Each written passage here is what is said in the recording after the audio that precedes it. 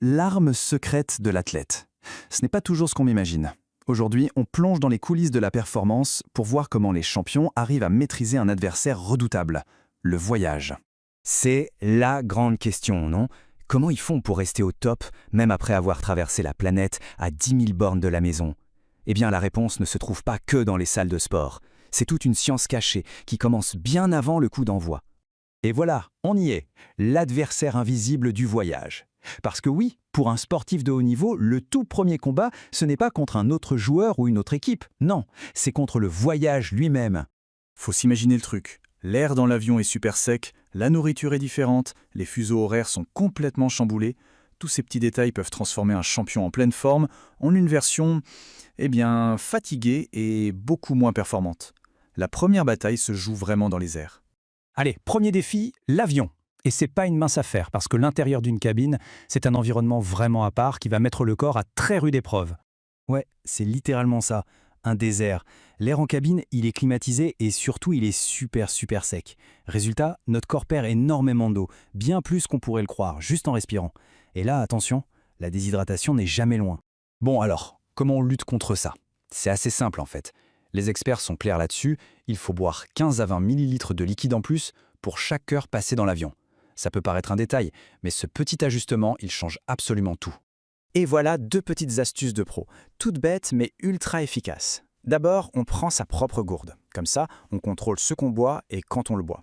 Et ensuite, et ça c'est super important, on oublie l'alcool. Je sais, ça peut être tentant, mais ça accélère la déshydratation. C'est vraiment tout ce qu'on veut éviter.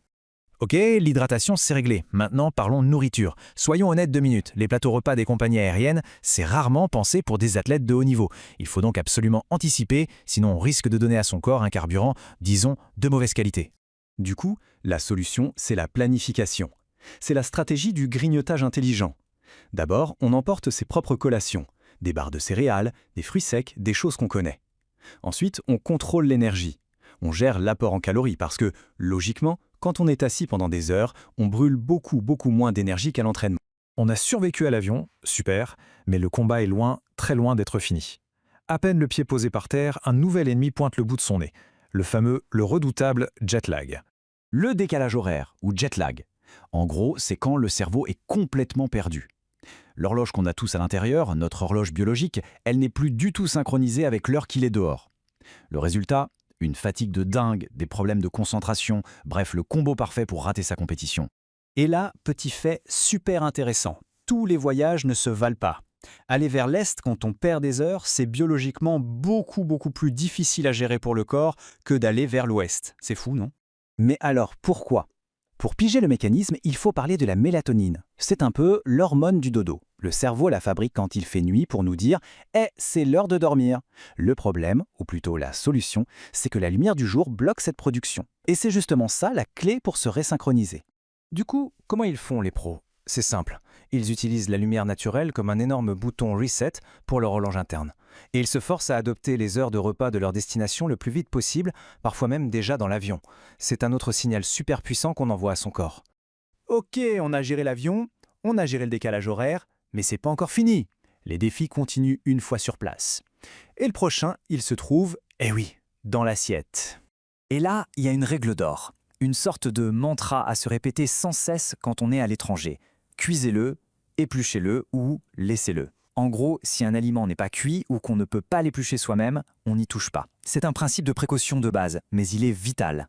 Et pourquoi cette règle est si cruciale? Pour éviter le cauchemar absolu de tout sportif en déplacement, la fameuse tourista. Ça peut faire sourire, mais ça provoque une déshydratation tellement violente que ça peut littéralement anéantir des mois de préparation en seulement quelques heures. Faut savoir aussi que le stress du voyage, ça affaiblit les défenses immunitaires. Alors pour se protéger, les athlètes ont des petites combines. Par exemple, prendre des probiotiques pour blinder leur intestin contre les microbes du coin. Et en cas de nausée, le secret, c'est de manger des petites portions de trucs tout simples, genre des crackers. Bon, on a vu l'avion, le jet lag, la nourriture. Mais alors, c'est quoi au final le vrai secret des champions pour transformer un voyage qui s'annonce galère en un véritable avantage sur le terrain? Pour bien comprendre, on va prendre une image toute simple.